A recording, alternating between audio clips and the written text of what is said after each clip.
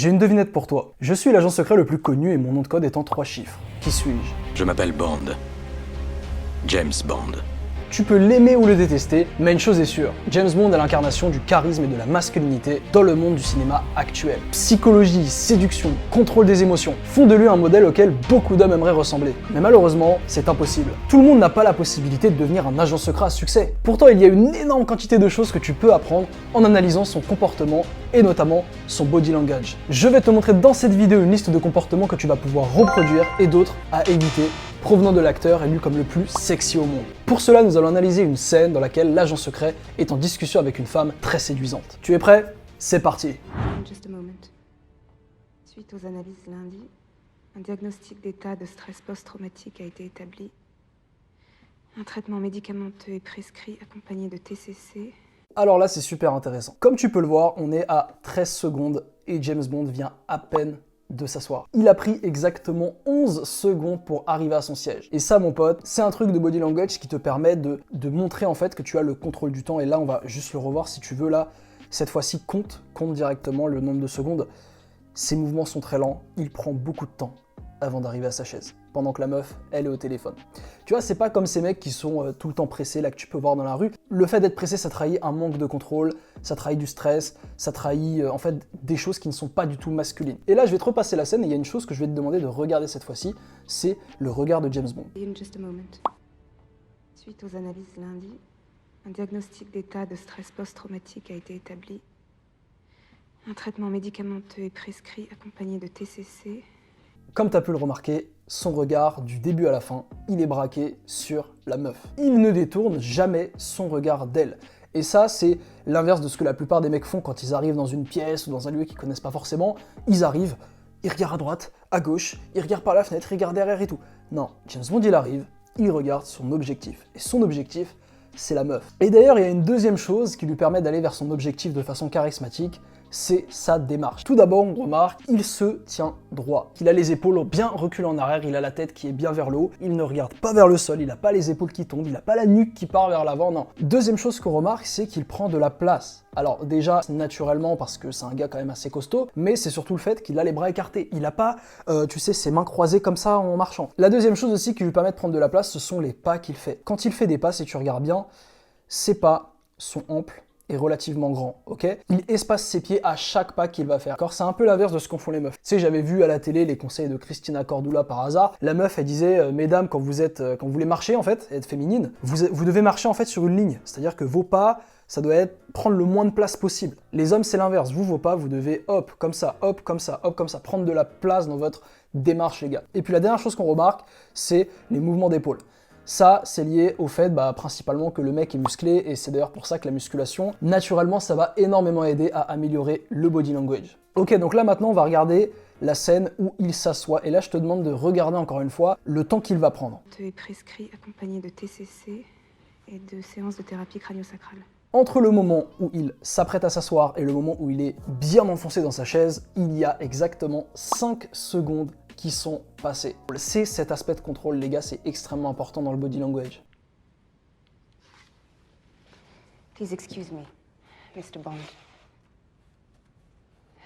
My name is Dr. Madeleine Swan. Our job today is to analyze your needs, both psychological and physical. Sounds pretty straightforward.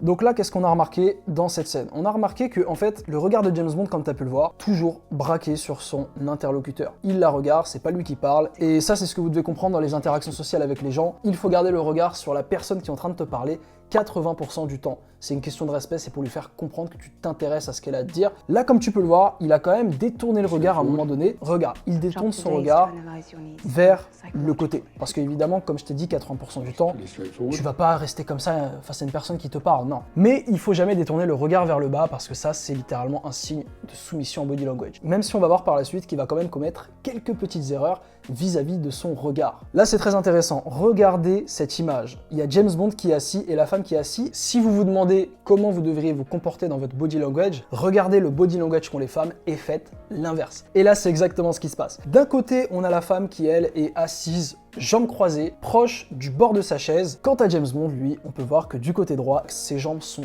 très écarté, comme tu peux le voir. Ses pieds sont bien ancrés, les deux, sur le sol. Il est légèrement affalé dans sa chaise, donc il n'est pas totalement droit, vraiment relax. Et d'ailleurs, là, je te demande de regarder un truc. Ce que tu vas remarquer dans la vie de tous les jours, même, c'est que généralement, les femmes vont vouloir cacher leur organe vital. Elles vont vouloir croiser les jambes, serrer les cuisses. Les hommes, c'est l'inverse. Le fait de laisser ses points vitaux apparents, c'est littéralement montrer qu'on a confiance en toi, montrer qu'on est l'alpha et qu'on n'a pas peur, en fait, de se prendre, par exemple, un coup dans les parties. Donc là, on va arriver à la partie du questionnaire et je te demande d'être très attentif aux réponses que l'agent secret va donner. Do you exercise? When I have to. Do you consider your employment to be psychologically stressful? Sometimes. How much alcohol do you consume? Too much. Alors là, elle lui a posé 3 questions. Alors je vais quand même te faire la traduction parce que la traduction automatique de YouTube pue la merde. Et là, c'est là où notamment qu'on arrive à l'erreur que font la plupart des hommes quand ils sont avec des femmes. Ils dévoilent trop de choses sur eux. Quand la femme demande « faites-vous de l'exercice ?» et bah la plupart des mecs auraient répondu « ouais, moi tu sais, je vais 6 fois par semaine à la salle, je fais un PPL, je fais pec dos, biceps, etc. » James Bond répond « quand je suis obligé. » Deuxième question. Trouvez-vous votre emploi stressant? Elle a demandé. La plupart des mecs, ils auraient dit « alors oui, c'est vrai que moi, des fois, je suis assez stressé dans mon emploi, mon patron me demande beaucoup de choses et tout. » James Bond, il répond « parfois. » Il donne uniquement des réponses évasives. Il reste mystérieux. Et c'est ça qui fait que la dynamique avec la femme, en fait, reste toujours en sa faveur. Some broader questions. As a child, would you say you were close to your parents? My parents died when I was young. Really? How old? Old enough to remember. How, if I may ask? It was a climbing accident. So who brought you up? Someone else. Humour me. How does one train at Oxford and the Sorbonne, become a consultant, spend 2 years with Médecins Sans Frontières? Alors là, est-ce que t'as compris ce qui s'est passé? Grosso modo, ils sont arrivés dans une discussion, dans un sujet en fait qui plaisait pas du tout à l'agent secret, notamment en parlant de ses parents. Il ne la laisse pas mener la conversation vers un sujet qu'il n'apprécie pas, qu'il juge malaisant pour lui. Il change de sujet, et ça c'est notamment un truc que tu peux appliquer par SMS avec notamment surtout des meufs, comme je t'ai dit. Si par exemple tu vois que la discussion elle va dans un sujet qui t'intéresse pas, chiant, la meuf te dit ah t'as combien de frères et sœurs? Toi tu peux changer et faire comme James Bond. Tu ignores la personne, tu ignores la question qu'elle t'a posée et tu vas toi-même réorienter le sujet en posant une autre question ou en parlant d'autre chose. Mais c'est là que James Bond va commettre, je dirais, la première erreur de l'analyse en fait, et c'est cette erreur que je t'invite à trouver qui va commencer maintenant. Something. You're paying a lot of money to be here, Mr. Bond. Who's asking the questions? You or me? Of course. Carry on. Donc là, elle lui fout littéralement un coup de pression. Comme tu peux le voir là, hop, elle le regarde. You're paying a lot of money to be here, Vous Mr. payez Bond. beaucoup d'argent pour être ici, Who's monsieur asking Bond. the questions? Qui pose des You questions? or me? Of course. Et James Bond baisse les yeux Carry on. immédiatement. Et ça, comme je t'ai dit, baisser les yeux, c'est un signe de soumission. Alors pourquoi James Bond l'a fait? Alors moi j'ai ma petite théorie, c'est probablement qu'il voulait en fait montrer que la meuf est un peu, tu sais, une femme forte. Mais en fait, il y a des cas très particuliers où le fait de baisser les yeux, d'admettre sa soumission, ça peut être intéressant. Par exemple au boulot ou alors à l'école, tu sais que t'as fait de la merde. Il y a des moments où il va être plus intéressant de dire, écoutez, c'est vrai que j'ai fait une erreur et tout, tu regardes vers le bas. Ça permet à la personne, à ton supérieur hiérarchique notamment, de se sentir un peu plus puissant et ça peut jouer en ta faveur. Là, c'est intéressant rapidement, c'est que, en fait, regardez quand James Bond répond aux questions. La seule chose qui bouge, Of course. c'est son visage, ses lèvres, ses yeux, légèrement sa main, mais si tu veux, le mec répond de façon stoïque, au fond de son siège. Il y a très peu de mouvements, et ça en fait ça fait le charisme. Alors évidemment tu vas me dire, oui mais Samy regarde, toi tu fais des mouvements dans tous les sens. Ouais, moi je fais des mouvements parce que je veux captiver ton attention. Mais quand t'es dans une discussion avec un interlocuteur, par exemple une femme comme ça, et c'est plus intéressant de rester plutôt immobile, de pas forcément trop bouger. Ça montre qu'il n'a pas de stress, ça montre qu'il ne trahit pas d'impatience, il ne trahit rien en fait, on ne sait pas vraiment ce qu'il pense, il cache très bien ses émotions en faisant ça. D'ailleurs en parlant des émotions, là on va aller sur une scène qui elle va te démontrer la différence de gestion émotionnelle entre les deux personnages. And why is that? I kill people. Small world, eh? Where is he? Your father's dead. 2 days ago. How do you know? Because I was there. Did you kill him? I didn't have to. He did it himself. And you came all the way just to tell me this? That my father's dead. I came to tell you that your life is in danger and I need your help. Ok, donc dans cette scène en fait, James Bond annonce à la meuf littéralement la mort de son père. Donc là c'est une situation émotionnelle très forte où la meuf, on sent qu'elle est affligée, on sent qu'elle a envie de pleurer, on sent qu'elle est vraiment attristée par ça en fait. Mais James Bond là il annonce une nouvelle, en fait une nouvelle sombre, une nouvelle dure, tu vois, la mort de son père, il l'annonce de façon stoïque, il n'a absolument zéro émotion. Et en fait, c'est là que littéralement il se pose comme le pilier émotionnel dans cette situation. Il sait qu'il va annoncer un truc qui va être très difficile émotionnellement à vivre pour la nana, la mort de son père, et bah lui, il est là. Il est pas en mode « votre père est mort ». C'est super triste et tout. Tu vois, non.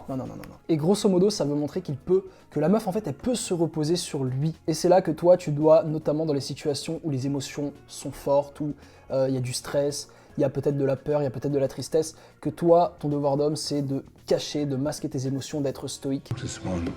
You have 10 minutes to leave the building, then I'm calling security.